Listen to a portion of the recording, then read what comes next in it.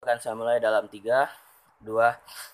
Panel kami mengerti bahwa untuk masuk ke perguruan tinggi idealnya damnasi di status quo adalah berdasarkan rapor atau capaian tes akademik lainnya. Dan menurut kami inilah sangat problematik dikarenakan beberapa hal. Yang pertama, tidak semua anak bisa memahami dirinya dengan baik, sehingga terkadang justru ia ikut-ikutan dengan temannya atau kata orang tuanya saat menentukan ingin masuk ke PTN apa. Padahal bakatnya belum tentu. Belum tentu itu. Ini buruk karena potensi si anak pada akhirnya tidak dikembangkan dalam wadah yang tepat atau optimal bagi dirinya. Namun yang kedua, ini juga problematik karena menurut kami ini akan menjadi beban ganda bagi negara ketika harus mensubsidi anggaran pendidikan dengan besar, tetapi di saat yang bersamaan mereka tidak mendapatkan feedback yang optimal bagi negara karena ada beberapa anak yang tidak berkembang sesuai dengan potensinya. Inilah menjadi urgensi kami sebagai tim pemerintah untuk berdiri di bawah MOSI. Dewan ini percaya bahwa penerimaan mahasiswa baru harus didasarkan pada tes talenta bawaan bukan pada hasil nilai atau tes akademik. Yang ingin kami capai sangatlah sederhana, yaitu kami ingin menjamin anak-anak yang ingin masuk ke PTN haruslah sesuai dengan potensi optimal dia berkembang, sehingga nantinya dia bisa bermanfaat serta mengetahui jati dirinya dengan baik. Disclaimer, debat ini sejatinya tidak membicarakan apakah tes ini dapat dilakukan atau visible untuk dilakukan, tetapi akan berbicara mengenai jika kita asumsikan tes ini ada dan valid, apakah sebaiknya kita menggunakan tes potensi bawaan sebagai dasar penentuan masuk perguruan tinggi atau menggunakan tes akademis yang ada di status quo.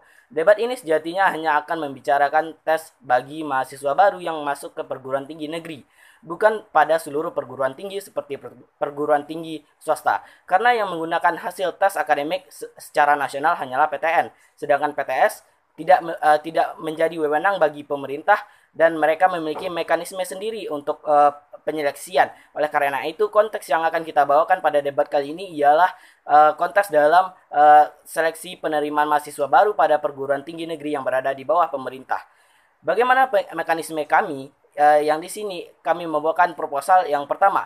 Tes ini akan kami wajibkan bagi setiap peserta didik ketika masuk jenjang pendidikan menengah, apakah itu SMP atau SMA, ketika mereka sudah mulai berpikir dewasa dan rasional. Dan yang kedua, kemudian hasil tes ini akan dijamin validitasnya, sehingga nanti akan disampaikan kepada peserta didik tentang potensi dirinya serta akan diberikan pemahaman kepada mereka agar bisa menerima hasil ini. Dan yang ketiga, jika nanti mereka masuk ke PTN, maka tes ini akan di-assessment untuk menentukan apakah ia akan diterima di program studi tersebut atau tidak. Saya akan membuktikan dua hal kepada Anda. Yang pertama, mengapa penggunaan tes potensi bawaan sebagai dasar penerimaan mahasiswa baru ini dapat dijustifikasi, dan yang kedua, mengapa harus menggunakan tes ini. Masuk ke argumentasi saya yang pertama. Mengapa ini dapat dijustifikasi? Dua alasan. Layer pertama. Secara prinsip, menurut kami pemerintah memiliki hak prerogatif untuk menentukan apakah tes yang mereka gunakan akan mencapai suatu hal yang optimal. Dikarenakan negara sejatinya telah mengeluarkan uang atau anggaran yang besar untuk mensubsidi biaya pendidikan. Apakah itu melalui dana BOS atau dana operasional lainnya seperti perguruan menggaji dosen ataupun untuk fasilitas lainnya. Dalam APBN bahkan dana untuk pendidikan bisa mencapai lebih dari 25% dari total anggaran setiap tahunnya. Ini membuktikan bahwa negara memiliki hak kepentingan untuk menjamin investasi mereka di pendidikan dapat kembali dengan maksimal. Namun layer yang kedua, apakah ini akan baik pada akhirnya? Dua alasan. Yang pertama, anak-anak akan menempuh pendidikan di tempat yang mereka akan bisa berkembang di sana. Ini penting untuk menjamin waktu dia menempuh pendidikan ataupun biaya yang dia habiskan untuk menghasilkan dampak yang mereka habiskan itu menghasilkan dampak yang baik bagi perkembangan mereka. Dan yang kedua, anak-anak akan mendapatkan pemahaman tentang jati dirinya, yang mana ini tidak semua anak bisa memahami jati dirinya. Inilah mengapa ada sebutan quarter life crisis dan goncangan psikologis lain yang disebabkan oleh anak-anak yang mencari jati dirinya. Di sini kami setidaknya si anak akan bisa memahami jati dirinya dan belajar menerima bahwa seperti apa dia seharusnya. Preemptif argumen kami di mana tim oposisi mungkin akan mengatakan bahwa tes ini akan membuat anak-anak terhambat dalam menggapai mimpinya. 3 respon.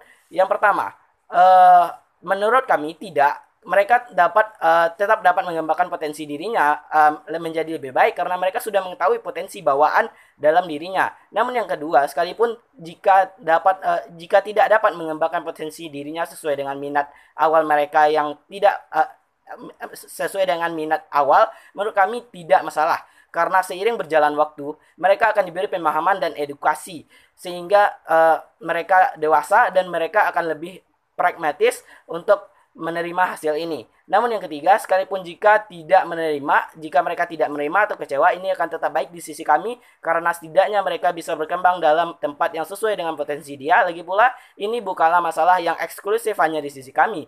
Karena dalam kasus ini si anak menggunakan tes akademik pun dan akan ada kemungkinannya bahwa dia malah tidak betah hingga milih drop out karena ternyata dunia perkuliahan berbeda dengan bakatnya, atau misalnya mereka mendapatkan tekanan sosial dari lingkungan misalnya.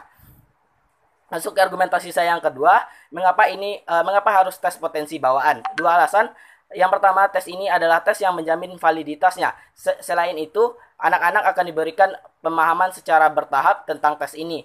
Ini penting untuk menjamin penerimaan dari si anak terhadap hasil tes, sehingga ia dapat berpikir rasional untuk masa depan mereka. Ini akan baik di sisi kami karena si anak selain bisa berdampak baik bagi dirinya, dia juga akan berdampak baik bagi sekitarnya karena dia tidak menjadi beban masyarakat atau dia bisa berkontribusi di masyarakat sesuai dengan kemampuannya yang terbaik.